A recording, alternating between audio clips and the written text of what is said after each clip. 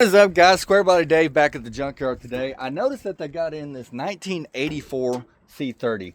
Now, there's not a whole lot left of this. It's got a decent cab. It is an AC truck. And if you're newer to these things, if you see a bigger box instead of, basically just it cut off here, that means it is a factory AC truck. That's a telltale sign. This is a two-wheel drive.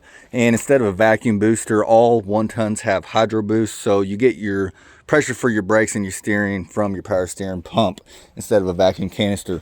But I get a lot of questions on rear ends, and if someone says have a CNC rear end, you're like, well, what does CNC stand for?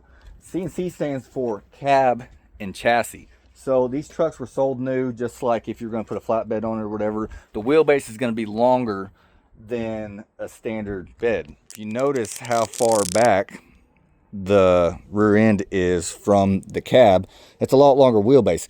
But if you're looking at a cab and chassis truck, they're dually, but the rear ends are actually narrower than, say, a C30 with a fleet side bed on it and dually fenders. And you can kind of tell right here from the leaf spring, you can barely fit your hand in there. So cab and chassis trucks have actually a narrower rear end than, say, a C30 with a regular bed on it.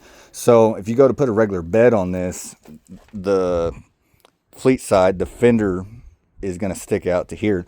That was for, flatbeds and utility beds and stuff like that. So just watch out if you're going to swap rear ends, because more than likely cab and chassis rear end is going to be too narrow, or vice versa, too long. But other than that, they're the same rear end.